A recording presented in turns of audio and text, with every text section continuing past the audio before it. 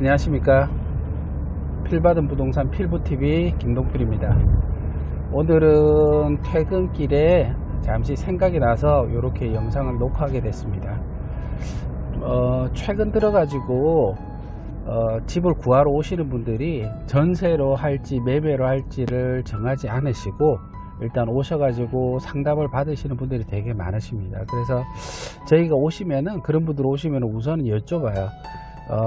현재 집을 소유하고 있는지, 기준 주택이 있으신지, 그리고 혹시라도 뭐 청약 계획이 있으신지, 아니면은 자금 계획이 어떻게 되신지 여쭤봐서 종합적으로 상담을 해드리는데, 뭐 결론적으로 말씀드리면은 뭐 무주택 상태로 계시다가 청약을 하셔야 되는 경우, 그걸 청약 계획이 있으신 분들은 당연히 이제 전세로 거주를 하셔야 되는 거고, 그리고 만일에 뭐 집이 한 채가 있는데 그걸 전세 주고 오셨다 이러시면은 뭐 전세로 거주하셔도 크게 상관없으실 것 같은데, 주택이 없는 상태에서 자금이 약간 모자라기 때문에 당분간은 전세로 살다가 뭐 다시 여기서 주택을 구매를 하겠다라든지 마음에 들면은 이제 매매를 하겠다, 이런 분들 같은 경우에는 저희가 뭐 전세를 시세나 요 소개를 해드리면서 가급적이면은 매매를 하시라고 말씀을 많이 드리고 있습니다.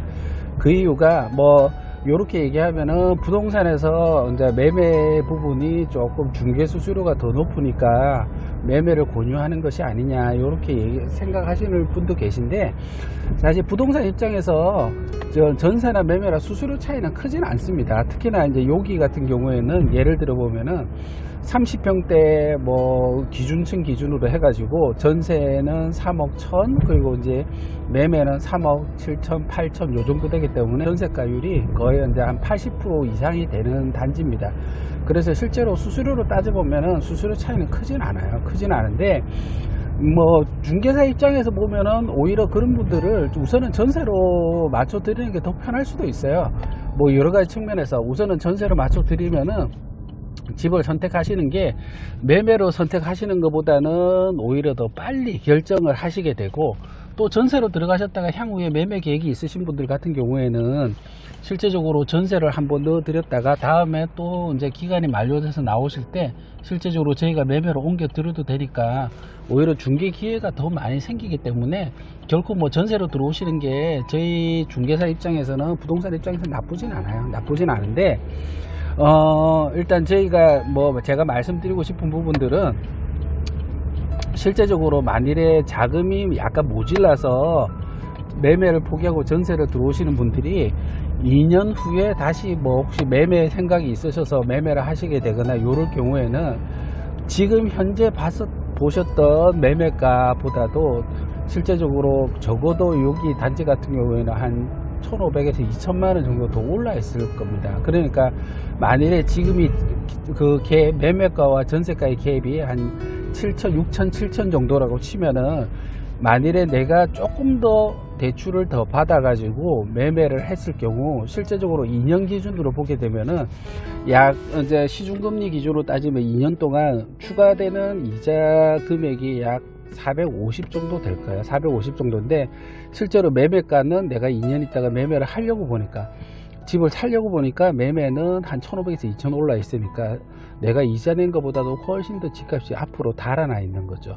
그리고 뭐 매매를 하시게 되면은 전세를 사시다가 매매를 하시게 되면은 뭐 추가적으로 들어가는 거야 당연히 저희가 알다시피 뭐 부동산 수수료, 매매 수수료가 또 들어갈 것이고, 그리고 이사 비용, 그런 것들도 역시 마찬가지로 비용 지출이 일어나니까 뭐 결국은 금액적으로 봐서 한 적어도 한 400만원 이상 또 지출이 되니까 사실은 이제 이자 비용을 상쇄할 정도의 수준 비용이 또 들어간다고 보시면 돼요. 그러니까 금액 오른 걸 고스란히 내가 다 내야 된다고 생각하시면 됩니다. 일부 이렇게 권유를 드리면은 분들이 집값이 떨어질까봐 약간 걱정이 돼서 집을 못 산다, 이런 분들도 계십니다. 근데 여기 단지에 들어오시는 분들, 특히나 이제 저희 같은 경우는 이제 학교가 4개 있으니까 거의 다 이제 초등학교, 중학교를 보내시기 위해서 들어오시는 분들이 많으신데, 최소 4년에서 뭐 거의 한 9년 정도까지 거주를 하시는 분들이 많이 계세요. 그런 분들 같은 경우에는 집값이 떨어진다기보다는, 집값 같은 경우에는 아파트 값이 중간에 약간의 조정은 있을 수 있습니다. 그러나 여기서 말씀드리는 조정은 폭락이라든지 하락 이럴 것보다는 집값이 보합 상태를 유지하면서 당분간 뭐 오르지 않거나 그럴 경우가 생길 수도 있습니다. 그럴 경우 생길 수도 있지만 전반적으로 집값은 상승할 걸로 예상을 하기 때문에 실제로 내가 주거하는 데 들어가는 비용들, 그런 비용들 자체가 나중에 이제 예를 들면 매매 시기를 늦추면 늦출수록 주거에 들어가는 비용들이 점점 더 올라갈 수밖에 없는 상황입니다. 서울 쪽이라든지 조정지역, 투기과열지구 같은 경우에는 뭐 여러 가지 규제가 많이 묶여 있어 가지고 사실은 매매하는 거 파는 것이 자유롭지 않은 지역들이 많이 있습니다.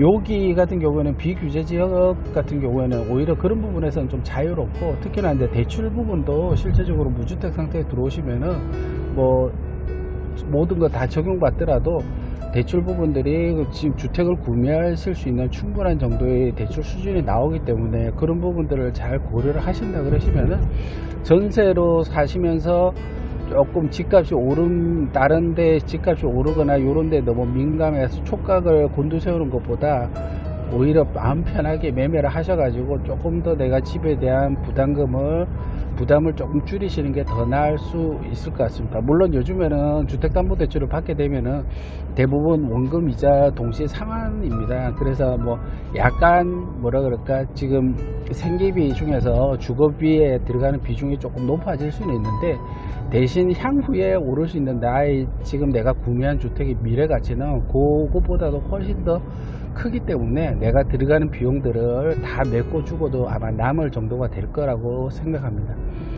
전세를 할 것을 매매로 돌려서 이렇게 하시는 것 자체가 실제적으로 뭐 투기나 이런 것들하고 상관이 없는 부분이죠. 그냥 이제 실거주에 필요한 부분들이니까 이런 부분들은 당연히 적극적으로 고려하셔가지고, 어차피 향후에 내가 집을 살 계획이시라 그러면은 조금 더 시기를 앞당겨서 미리 구매를 하시는 게 오히려 도움이 훨씬 될 것으로 생각합니다. 물론 이제 폭락을 믿으시는 분들도 계세요. 언젠가는 집값이 폭락할 것이라고 믿으시는 분들은 제가 이렇게 말씀을 드려도 실제적으로 뭐 구매를 안 하실 수도 있는데, 뭐 집값이라는 거는 올라가는 거는 오히려 더 쉽게 올라가더라도 떨어지는 거는 그렇게 쉽게 떨어지진 않거든요. 그러니까 그런 부분들이 있으니까 조금 적극적으로 매수를 고려하시는 것이, 전세로 2년 거주하시다가 또다시 또 올라간 집값에 좀 고민하시는 것보다 더 현명한 판단이 되지 않을까 그렇게 생각하고 있습니다.